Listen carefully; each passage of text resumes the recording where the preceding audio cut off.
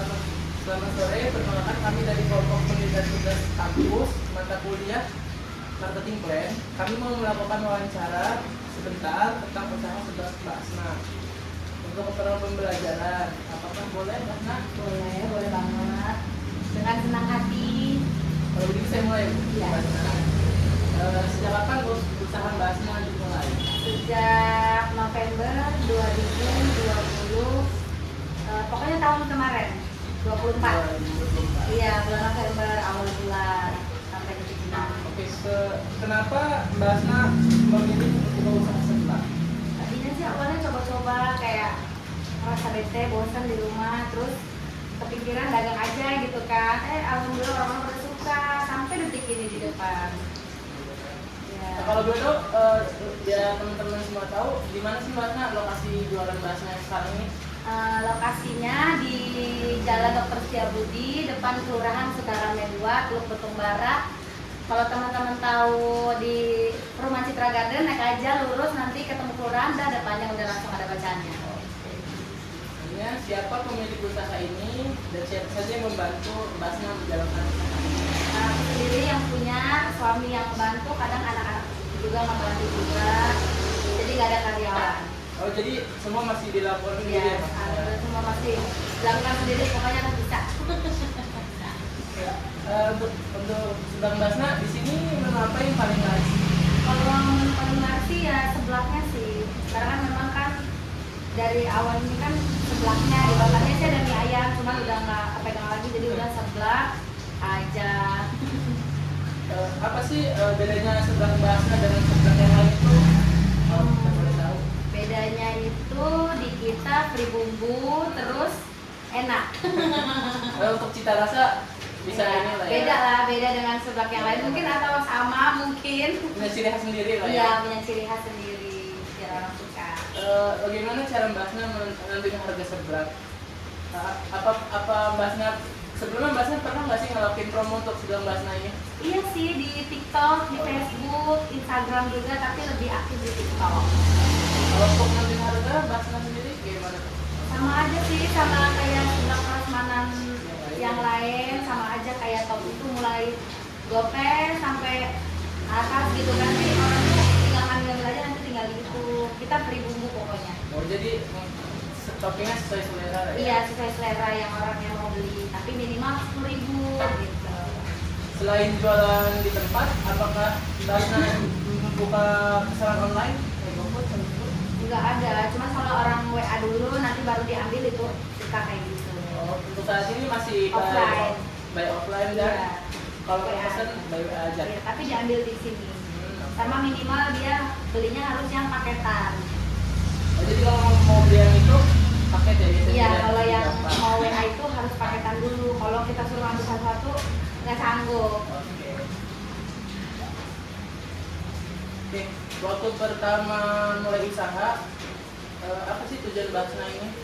Tujuannya menghilangkan bete di rumah, karena kan bangun di rumah kan, ada tuh ya bangnya nunggu suami pulang kerja kan. Ya udah alhamdulillah suka sampai detik ini, alhamdulillah banget pokoknya. Jadi bisa nabung juga. Alhamdulillah. Terus apa rencana Basna untuk kedepannya? Untuk usaha sebelum ini? Rencananya sih kayak ya jalanin aja dulu lah yang ada gitu. Ya paling nambah-nambah topping-topping yang belum ada sih. Kepengen masih kayak ada kerang-kerangan, ada udang asli gitu kan, cumi. Pengennya sih itu, cuma mikirin freezernya itu nggak ada. Masih mikirin itu doang, paling nambah topping. Kebanyakan yang beli di Basna ini siapa sih Basna kalau kita boleh tahu? Kalangannya kebanyakan kayak anak sekolah atau dari semua kalangan. Iya, dari semua kalangan, dari semua bocil-bocil, kecil-kecil itu, masya Allah. Suka nyeblak juga sampai gede-gede, cowok-cowok, bapak-bapak, ibu-ibu, pokoknya suka nyeblak di sini. Tugas-tugas dalam usaha ini Basna gimana sih baginya? Pokoknya semua kerjaan itu kita pegang bareng-bareng, naik ke pasar, pulang dari pasar, semua pokoknya kita bareng-bareng. Semuanya masih Kalau dilakukan sendiri iya, ya? tapi kalau masak tetap aku yang handle, karena takut beda rasanya. Terus gimana cara Basna ini mengatur pembelian bahan baku kayak misalkan sudah habis stoknya jumlahnya persen. Ya kayak seminggu sekali kita sisihin dulu uangnya, nanti kalau itu baru belanja. Kita kan setiap minggu kan kadang seminggu libur sehari, jadi itu buat bikin bumbu.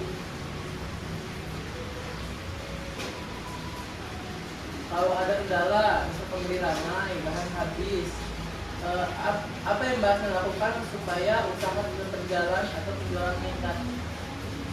Misalkan sedang rame nih kan semua orang pegang. Gimana sih cara Mbak Asna nge-handle customernya supaya bisa nunggu gitu? Karena kan kita mau pesen nih, Iya. aku pengen, tapi lama nih gitu. Nah, Mbak Asna biasanya ngelakuin kenapa tuh pelanggan Mbak Asna? Biasanya kita ajak ngobrol tuh, biar orang tuh nggak bete. Kita tanya aja rumahnya di mana, gini gitu. Lama-lama kan dia terbawa arus kan, jadi nggak bete nunggu lama-lama. Toto ngobrol, Toto udah beres. Nanti punya dia Toto udah dikerjain, udah jadi nggak marah. Iya. Bagaimana cara Mbak Asna menjaga rasa tetap enak? Takaran sih. Jadi Mbak Asna terus kontrol Iya, masakan sendiri ya? pokoknya takaran itu jangan sampai istilahnya jangan sampai salah lah gitu. Tapi kan orang tuh beli toppingnya ada yang banyak ada yang sedikit, tinggal kita kurangin aja terus dicicip. Oh, dicicip. Kalau di sini dicicip, jadi udah enak baru kita kasih ke pelanggan. Kalau nggak dicicip kan takutnya belum itu bang, belum perfect gitu lah rasanya ya kan. Kalau dicicip itu kan kayaknya berarti oh udah wah udah pas gitu kan, baru kita kasih ke pelanggan. Oh, jadi setiap yang Mbak Asna buat pasti Mbak Asna Iya, cicip, dicicip harus terus, sesuai dengan harus di quality control sama Mbak Asna ya? Betul banget. Selanjutnya apa sih harapan Mbak Asna untuk sebelah Mbak Asna ke depannya? Apa ya? Apa mungkin nanti Mbak Asna pengen buka 1000 cabang di Amin ya seluruh Allah, Indonesia? amin ya Allah, amin. Mau membuka franchise Mbak Asna? Amin. Kalau pengennya sih ya jalan yang ada dulu lah gitu kan, semoga aja berjalan sampai bila-bila gitu kan, bisa tetap bertahan. Intinya kita harus tetap bertahan sih, apalagi sekarang kan Iya. di ini pokoknya kayak mana ya, tahu sendiri lah ya keuangan lagi apa gitu kan, jadi orang juga pasti kayak mau jajan aja kan males. Intinya makanya kita tuh dari rasa lah, jangan sampai karena biar orang tuh tetap kesini lagi gitu. Pertanyaan terakhir nih dari saya, ada pesan atau saran untuk orang yang mau usaha seperti Mbak Asna? Kasih dong pesan atau saran ke teman-teman yang mau mulai usaha juga. Karena kan kita mau mulai usaha nih, tapi kadang ragu-ragu, aduh gimana ya cara mulainya? Iya. Yang pasti sih kalau kita mau usaha kayak gini, kita tuh harus lihat dulu tempatnya ada nggak yang sama dagangnya kayak kita gitu. Kalau ada, mending kita cari usaha yang lain gitu. Apa yang nggak ada gitu di tempat itu, biar istilahnya kayak nggak ada saingan gitu. Terus kita juga harus cari tempat strategis sama ya yang penting nelayan itu yang ramah gitu, biar usaha juga berjalan. Pokoknya kalau dagang tuh satu jangan judes lah. Kalau kadang kan banyak sih Iya, yang iya, orang dagang tuh judes kan, jadi kan orang tuh kayak bete gitu kan, mau beli lagi ternyata orangnya judes, masa mau beli lagi gitu kan. Yang penting itu sih. Servisnya dari Iya, yang penting servisnya dari Mbak servis, Asna ya? iya, servis. Pokoknya terus semangat, jangan patah semangat gitu. Oke, terima kasih banyak Mbak Asna sudah meluangkan waktu untuk wawancara. Cerita Mbak Asna sama bermanfaat untuk belajar dari kami. Semoga usaha sebelah Mbak Asna makin ramai, makin lancar, dan dikenal banyak orang. Terima kasih Mbak Asna.